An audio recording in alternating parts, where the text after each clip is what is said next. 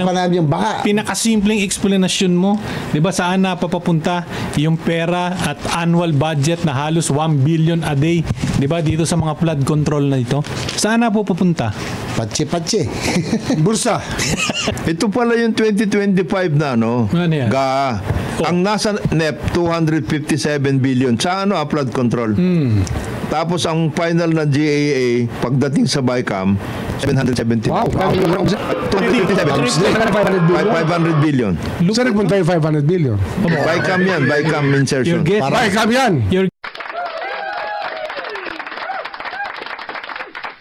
Okay, mga nabalang araw po sa inyo lahat and welcome po ulit dito sa ating Youth and Tabunan PH channel, mga kababayan.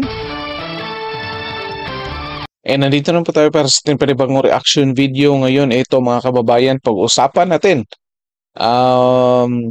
Bago pa man nag-zone na si PBBM kahapon, mga kababayan, binuking na siya ni DOJ Secretary Boying Rimulya.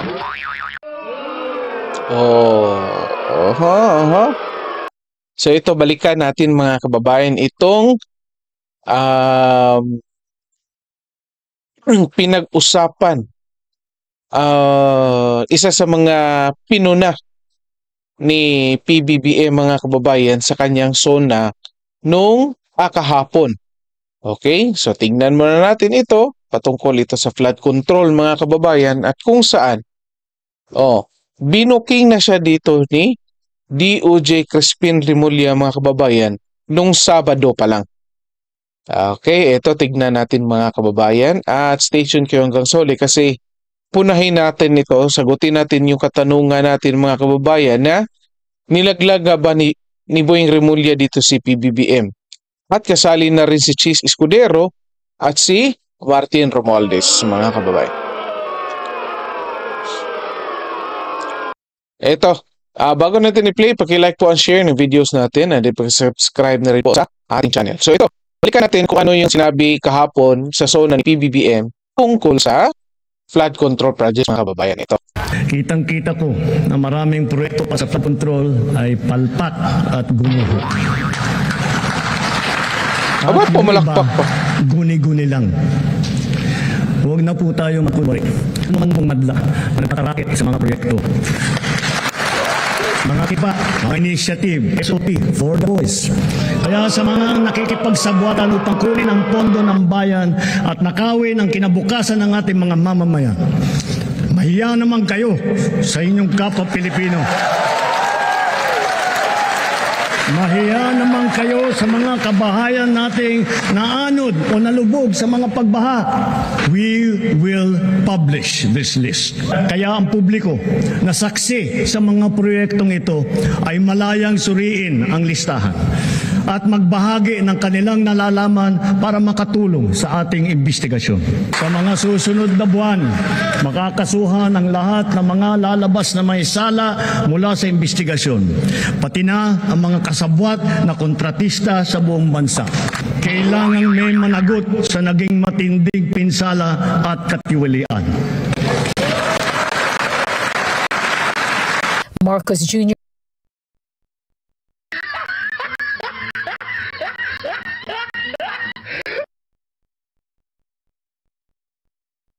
Napapalakpakan pa sila dyan, mga kababayan, no? Ewan ko lang kung nagpapalakpakan sila dyan dahil makakasuhan na sila o nagpapalakpakan sila dyan kasi nauto ni PBBM naman yung taong bayan. Kasi tingnan nyo, mga kababayan, na una pa lang dito sa statement ni PBBM, sinabi na niya na nakita niya yung mga proyekto. Nakita niya yung kapalpakan, mga kababayan, ng mga flood control projects. At the same time, alam niya kung anong mga nangyayari dyan sa mga proyekto na yan. May kickback, may SOP, may for the boys, at iba pa. Imagine niyo yan, 3 taon ka na. Pang-4 na taon mo na to, nasa middle na ng taon. Alam mo, yet wala kang ginagawa. At dito, bakit tinatanong na nilaglag siya dito ni Crispin Boying Remulla pa lang mga kababayan nung Sabado? Para po muna. Okay, ito balikan Diba, natin hindi mga ho- kababayan. Di ba? Oh. Good morning, Nung Justice Sabado ito, Secretary pakinggan natin. Remulla. Ito na. Ito, sasakayon sa atin to. Sa nangyayari. O itong kaibigan nating ito dating nagsilbing governor, nag-congressman, nag-justice secretary. Wala. Mr. Secretary, bigyan mo nga kami Usapan ng namin yung baka. pinakasimpleng explanation mo. 'Di ba saan napapapunta yung pera at annual budget na halos 1 billion a day, 'di ba, dito sa mga flood control na ito? Saan napapapunta? Patsi-patsi. Bursa. Tama. Bolsonino. Patsi-patsi. Ano yan? Bolsa de ano kailangan natin dito? Sakit sa ulo nito. Sakit sa ulo, sakit sa ulo. Huwag na nating ipitin si Justice Sec. Pero 'di ba 'yun ang sinasabi na Huwag nang ipitin mga kababayan. Kasi simple lang naman mga kababayan. Ito, Justice Secretary DOJ Secretary Crispin Boying Remulla under ng executive branch ito mga kababayan. Yet in the first place, galing sa kanyang bibig na yung mga 1 billion, estimated 1 billion a day for flood control projects mga kababayan ay naibubulsa ng mga politiko.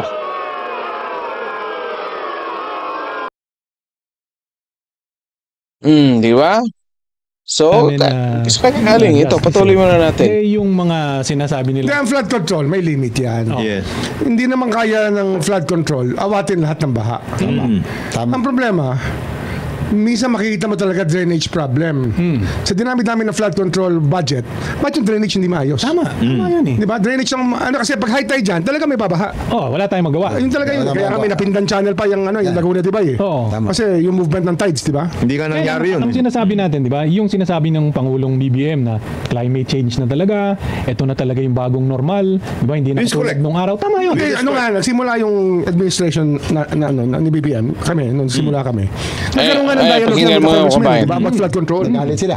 Oo, tapos ang gusto ni Bondok, ang pangalan nito? Si Ana York. Si Ana York. Bondok. Ana York. Basta ibigay yung flood control nila, wala na silang pakialam.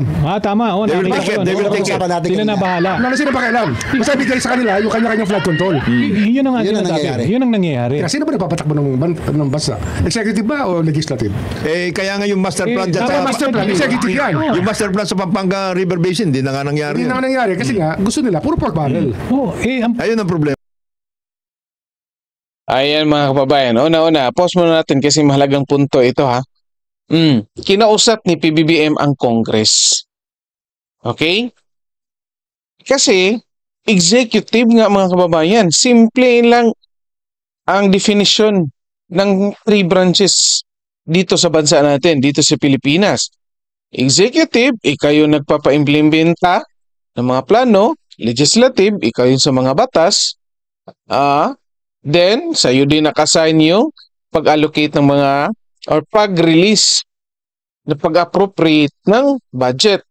Judiciary, magdidesisyon kung ano yung mga, halimbawa, katulad ng impeachment. Sila yung arbiter. Okay? So dito mga kababayan, tignan nyo ha, bakit ko natanong nilaglag ni Boying Remulla si PBBM? In the first place, maganda naman talaga yung intensyon. Kinausap nila yung Congress patungkol dyan sa flood control projects kasi sila nga ang mag-i-implementa. Yung executive nga ang may alam, may plano kung anong gagawin nila dyan sa mga flood control projects na lalo nang request dyan sa National Expenditures Program. Pero anong nangyari? Anong nangyari? Sinabi ng Congress, ito, in-explain ko yung Remulla, ibigay nyo lang sa amin yan, wala problema na. Diba? Anong ibig sabihin yan? Anong ibig sabihin basta ibigay nyo lang sa amin, walang problema? Bakit? Kung hindi papayag, kung hindi sana pumayag si PBBM, may mangyayari sa kanyang posisyon?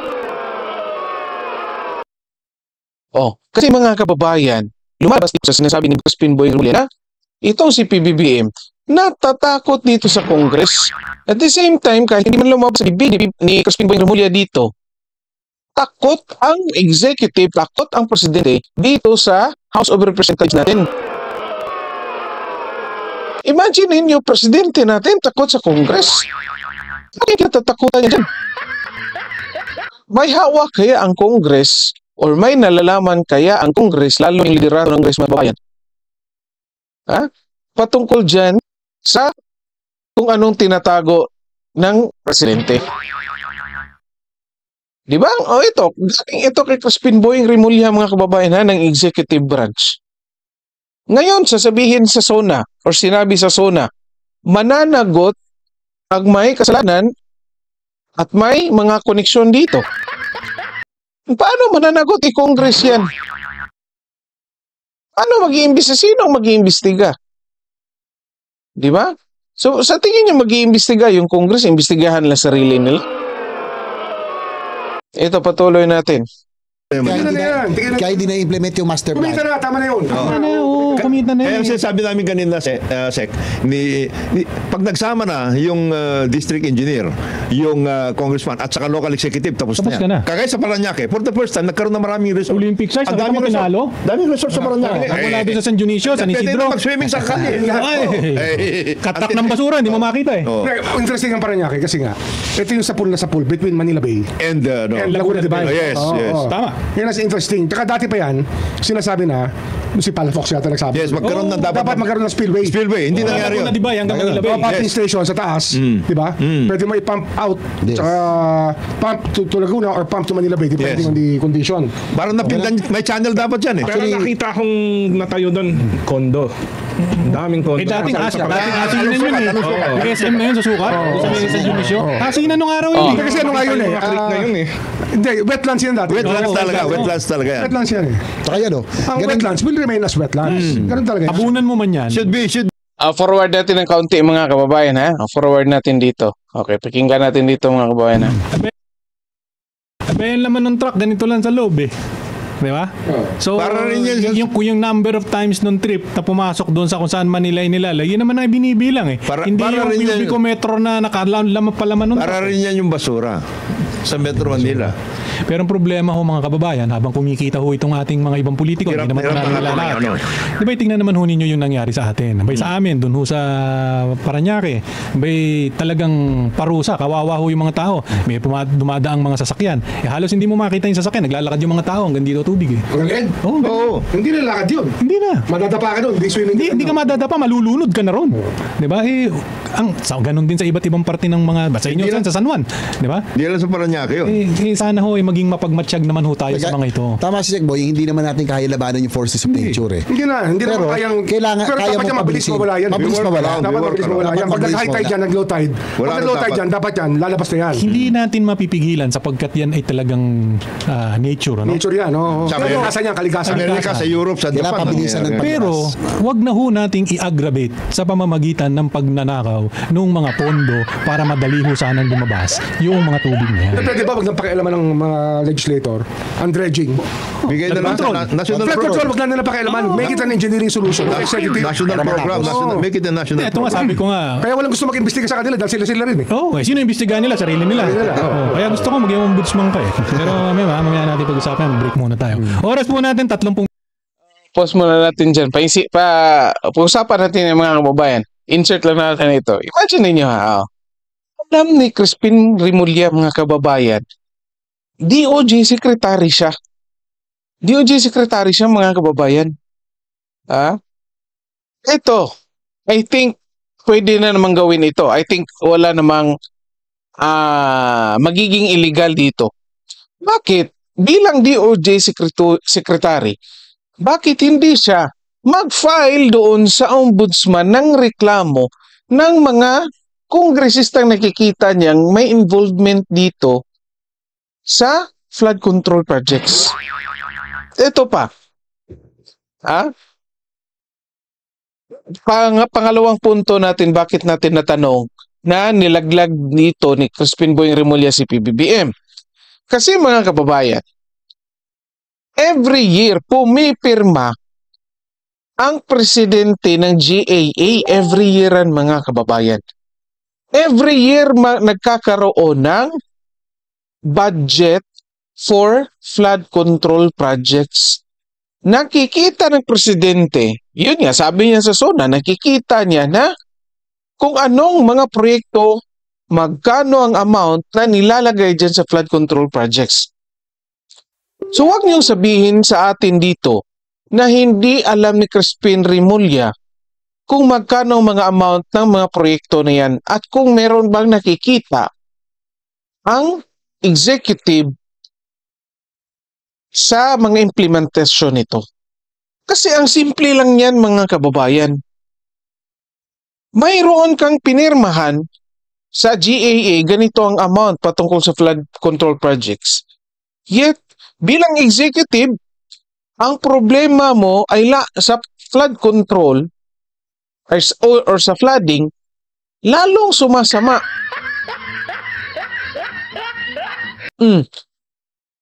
So, anong iisipin ng executive? Bakit until now, wala pa rin nakakasuhan dyan sa ombudsman ni kahit isang kongresista patungkol sa issue dyan ng flood control projects? Bakit until now, alam ni Crispin Boying Remulla ng DOJ, bakit wala siyang na-file na kaso dyan sa ombudsman? Correct me if I'm wrong mga kababayan ha, kung pwede or hindi ba pwede na mag-file yung DOJ dyan sa ombudsman para kasuhan itong mga kongresista. Kasi sa pagkakaalam ko, may immunity, tinatawag natin parliamentary immunity yung mga congressmen. Pero yan lang yung time na kung saan may session sila. Pero outside doon, pwedeng kasuhan. Diba? Yan yung issue dito mga kababayan. Ito, puntahan natin. Forward natin ng kaunti dito mga kababayan. Hindi pa rin landfill na maayos eh. Oo. Dump site lang eh. Ito pala yung 2025 na Ano yan? GAA. Ang nasa NEP 257 billion sa flood control. Tapos ang final na GAA pagdating sa BICAM 770. Wow. 500 billion. Saan nagpunta yung 500 billion? BICAM yan, BICAM insertion. BICAM yan. Your guess is as good as Pag mine. BICAM yan at tumaas sa 500 billion, hatian yan. Siyempre. Pwede pang wala. May share yung grupo ni Cheese. May share yung kabila. Pati minority meron din daw dyan. Para huwag na pumalag. Para huwag na pumalag. Hindi ka pwede mag-BICAM na wala yun. Ito naman Sa pinag-uusapan. NIA, ganyan din ang nangyari. Ay, NIA. Doble. Lahat ng From infrastructure. 40 billion, naging 95 billion. Pero ito na. After BICAM. Kaya pinuna rin yan eh. Sinabi ng Kaya ito naman sinabi natin eh. Nung sa BICAM.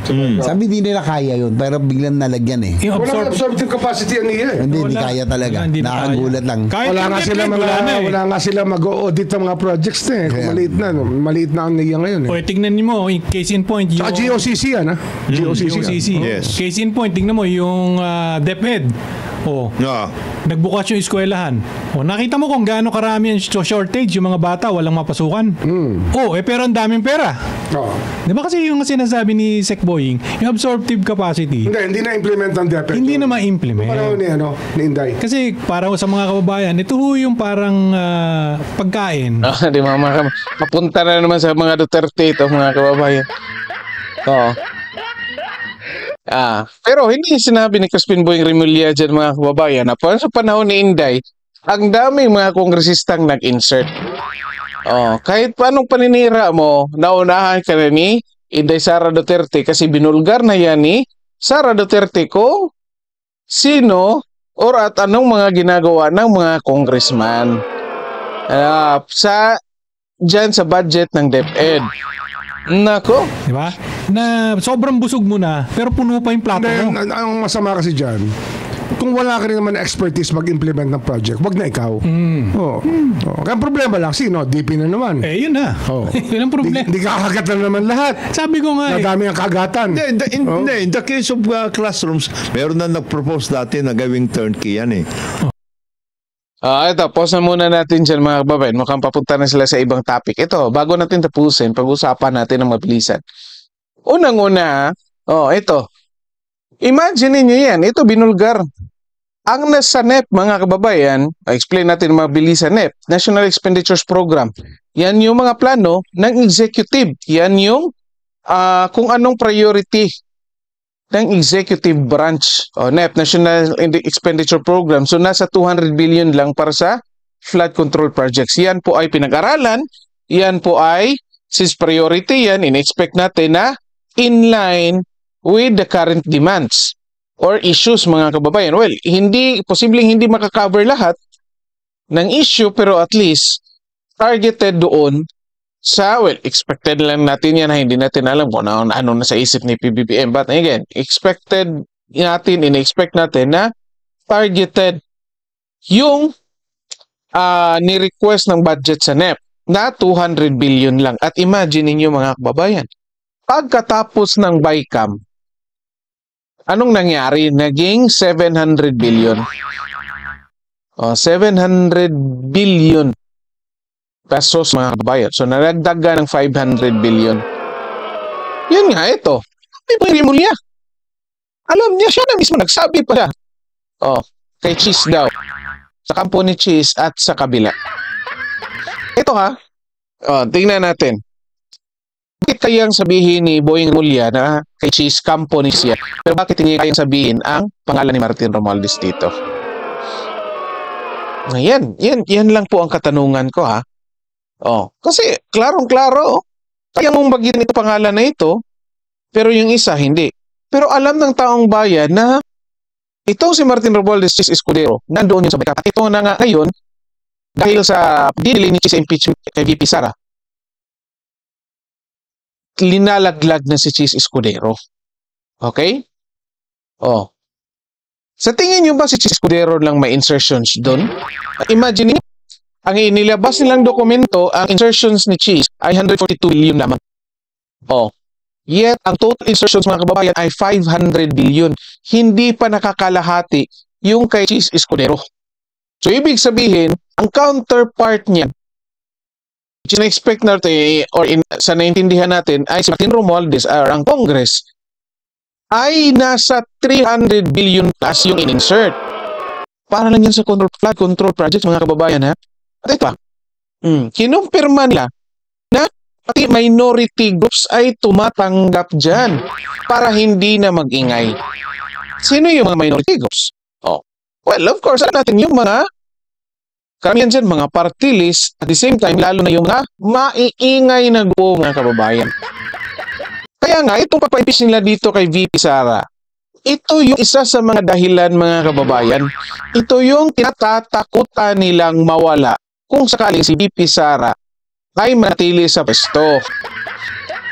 Lalo na kung tutuhanin ni VP Sara patakbo for 2028 at kung posibleng mananalo ng presidente, kasi mapipigilan ito ni VP Sara, mga kababayan. Kikilatisin itong lahat.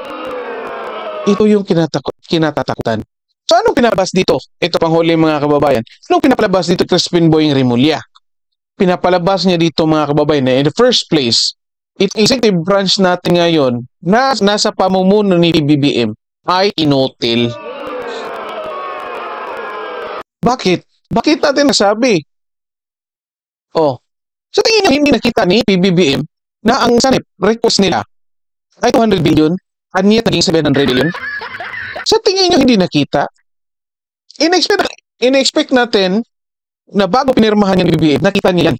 At naging proud pa si PBBM, mga kababayan. Sinabi pa niya na binasa niya ang GAA at ang buko. Tinignan niya lahat. Ibig sabihin, nakita niya. Yet bakit niya pinirmahan yung from 200 billion naging 500 billion for 2025? Ibig sabihin yan, ako personally, mga kababayan, nakikita ko inutil ito sa PBBM. Either inutil ito o natatakot ito sa mga congressman. Hindi natin alam kung anong kinatatakutan. Hindi ma-impeach siya o ibulgar yung kung anong mga katangaduhan yung ginagawa ngayon. Basta nakikita ko either inutil ito o natatakot ito sa Congress. At the same time, itong DOJ rin, inutil din. Alam niya, confident siya na may, sinasabi niya dyan, Yet, until now, wala nakasuhan sa ombudsman. Mas mabuti pa yung kaso ni Janet Garin, inatras nila na kung saan yung mga prosecutors nun ay confident na makukonvict nila si Janet Garin. The same thing doon kay Congressman Leila de Lima, mga kababayan, na iyon ay patungkol sa droga. So ito na yung nangyayari. So yung sinabi ni PBBM sa SONA ay isang kalokohan yun. Ito yung nakikita natin. Inaalaw ni PBBM yung mga kongresistang magkaroon ng pabaril sa kanilang mga flood control projects kasi natatakot siya. Inalaw niya yan. Pinayagan niya yan. So kung sinasabi niyang may mananagot, sa tingin niyo, mananagot kaya siya dyan?